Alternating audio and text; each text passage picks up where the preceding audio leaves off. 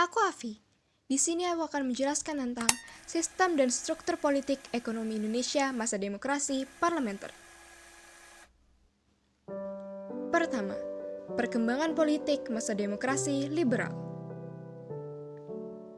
Ketika pemerintah Republik Indonesia Serikat dibubarkan, RI kembali menjadi negara kesatuan Republik Indonesia.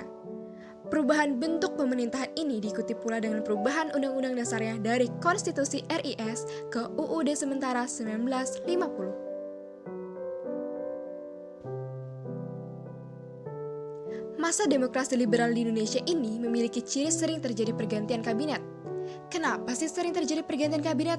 Hal ini disebabkan adanya perbedaan kepentingan di antara partai-partai yang ada. Hal tersebut juga membawa dampak terganggunya stabilitas nasional di berbagai bidang kehidupan. 2. Ketidakstabilan politik. Dalam kurun waktu 1950 sampai 1959 dikenal sebagai masa demokrasi liberal dengan ciri-ciri: pertama, konstitusi yang berlaku adalah UUD 1950.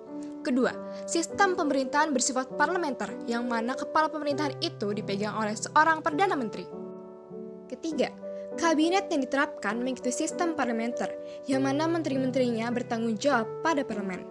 Faktor-faktor yang mempengaruhi antara lain: pertama, masing-masing Perdana Menteri itu terlalu mementingkan partai atau golongannya sendiri. Kedua, terjadinya gerakan-gerakan gangguan keamanan daerah. Dan yang ketiga, pemerintahan yang bersifat terpusat. 3. Kabinet Demokrasi Liberal. Selama kurun waktu 1950 sampai 1959, pemerintahan Indonesia itu dipimpin oleh 7 kabinet yang bersifat parlementer. Berikut ini adalah 7 kabinet tersebut. Keempat, partai-partai pada masa demokrasi liberal.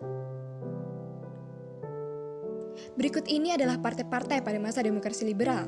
Pertama ada Masyumi, PSI, NU, PNI, PKI, dan Parkindo. Kelima, pemilihan umum. Pelaksanaan pemilihan umum ini bertujuan untuk memilih wakil-wakil rakyat yang akan duduk dalam parlemen dan dewan konstituante. Pemilihan umum ini telah dirancang sejak Kabinet Ali Sastroamidjojo pertama. Pemilihan umum ini dibagi dalam 2 tahap. Tahap pertama untuk memilih anggota DPR dan tahap kedua untuk memilih anggota konstituante.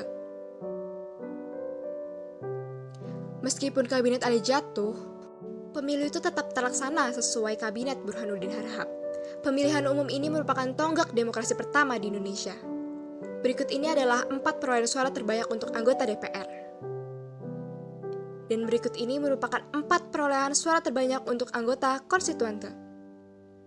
Kelima, Dekret Presiden 5 Juli 1959. Ada beberapa fenomena yang menyebabkan kegagalan proses penyusunan UUD baru.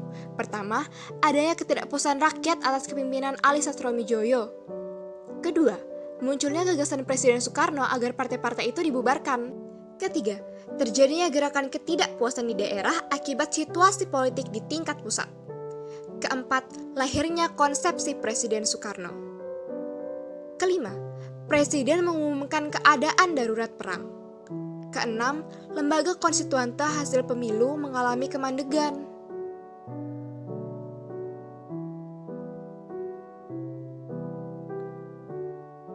Dalam sidang Dewan Konstituante tidak menghasilkan apa yang diamanatkan oleh UUD 1950. Kondisi ini mendorong Presiden Soekarno untuk menetapkan UUD 1945 sebagai UUD Republik Indonesia yang tetap. Dalam menanggapi pidato Presiden, Dewan Konstituante mengadakan sidang untuk mengambil sikap. Namun, Dewan Konstituante belum juga dapat mengambil keputusan, dan total suara yang mereka peroleh juga tidak mencapai 2/3 suara. Tanggal 5 Juli 1959, Presiden mengumumkan dikeluarkannya Dekret Presiden. Alasannya adalah prinsip solus populi suprema lex, yaitu keselamatan rakyat adalah hukum yang tertinggi. Keputusan Dekret Presiden adalah sebagai berikut. Keenam, kebijakan-kebijakan ekonomi keuangan. Berikut ini adalah kebijakan ekonomi keuangan pasca kemerdekaan.